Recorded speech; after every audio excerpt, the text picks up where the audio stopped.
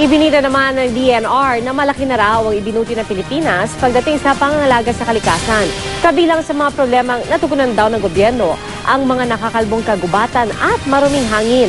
Nakatutok si Lia Manyala del Castillo. Batay raw sa pag-aaral ng Yale University at Columbia University kamakailan, umakyat na sa number 42 mula 50 ang ranking ng Pilipinas pagdating sa Environmental Performance Index. Partikular daw na natugunan ang problema sa mga nakakalbong gubat. Mas maganda po ang mga improvements sa nagawa natin compared sa ibang bansa katulad ng South Korea, United States, Australia, at Singapore. Sa kagubatan po, kaya nag-improve yan, dalawang bagay po. Una-una, ang ating Pangulo nag-impose ng total log ban sa natural forest. Bumaba naman ng 30% ang air pollution level sa Metro Manila. Pero aminado ang DENR, hindi pa lubusang malinis ang hangin sa Metro Manila. Na-expect namin in the short term po ito.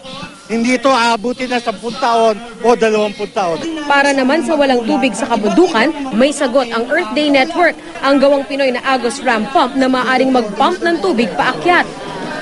Walang kuryente, walang gasolina, pwede ka magkaroon ng booster pump. For every 1 meter na drop ng river, 40 meters ang pwede niya iakyat na na walang kuryente. Proudly Filipino-made rin ang e-tricycle na ito na may auto-recharging battery na. Ibig sabihin, hindi na kailangan mamroblema kung maubos ang baterya sa daan. Kung meron kang onboard self-recharging, you don't have to yung saksak pa sa wall na hindi natin alam, yung kuryente, power din ng coal, ng diesel, di ba? So, nakakabawas to ng carbon footprint natin. May booths din kanina sa Ayala Triangle sa Makati para sa mga earth lover. Merong recycled bags at accessories na gawa sa papel at juice packs. Namigay rin ng bayong ang DENR kapalit ng plastic bag. Hit din ang photo booth na ito kung saan bida ang mga pangako para sa kalikasan.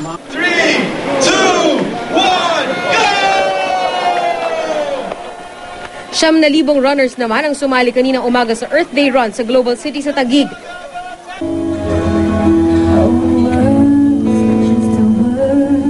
Kahapon naman, may pre-Earth Day concert sa Santa Rosa, Laguna. Ang kapuso R&B princess na si Kyla nanawagan ukol sa tamang pagtatapon ng basura.